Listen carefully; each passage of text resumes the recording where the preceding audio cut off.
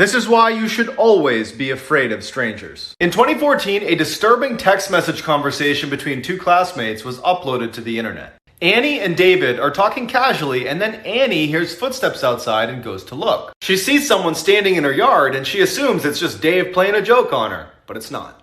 Suddenly, the stranger starts sprinting towards her house. He smashes through a window and now he's in her house. She freaks out, jumps in a closet, and tells Dave to call the police. She tells Dave that he's yelling for her to come out, and then Annie stops texting. When Annie finally writes back that everything's just fine, Dave realizes something. He wasn't talking to Annie anymore.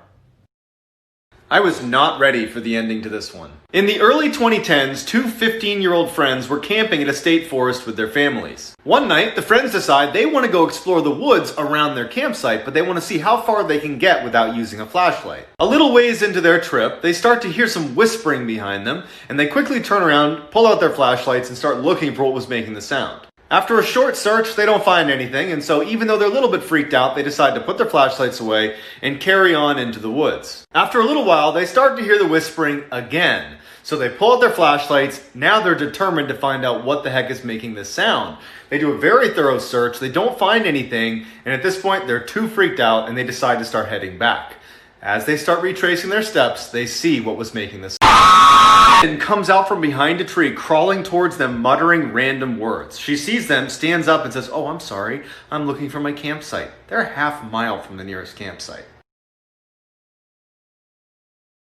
The more you think about how this true story ends, the creepier it gets. In 2015, a college student was renting the basement apartment of his friend's house. One weekend, his basement roommates take off for the night, so he decides to use that time to get some homework done distraction-free. But as soon as he sits down to do his work, his friend upstairs and his family starts making all this noise, moving furniture around, shuffling feet. It's impossible to focus, so he picks up his phone and he texts his friend. "You guys sound like you're really having a good time up there. I'm not really getting anything done. Can I come up?" And his buddy says, "No one is home. We went to Wisconsin for the weekend." Terrified, he runs out the side door to get a look in the window to see who's making all the noise. All the lights are off in the house. There's not a single car in the driveway. He had been home alone the whole time.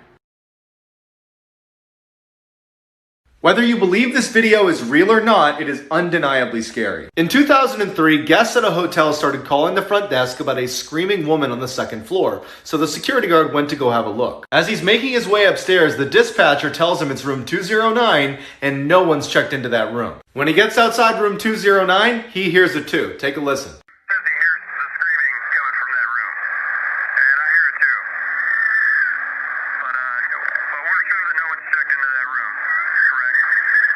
The security guard is visibly shaken, but finally musters the courage to go into the room to investigate, only to come out seconds later with a terrifying report.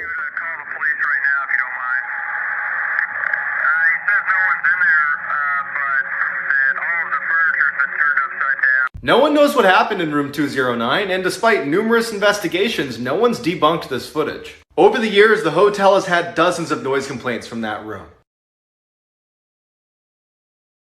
When you finish this video, you're going to Google two words. In 2014, two Dutch college students were staying in Panama when they decided to take their host family's dog out for a walk. The dog returned, but the girls didn't. After 10 weeks without any leads, a local woman turned in a blue backpack that contained the girls' cell phones and their camera. Using their call log, they were able to determine that the girls would attempt to reach emergency services 77 times, all unsuccessful, starting just hours into their trip. It was also determined that 5 days after those 77 calls, somebody tried unsuccessfully several times to unlock the girls' phones.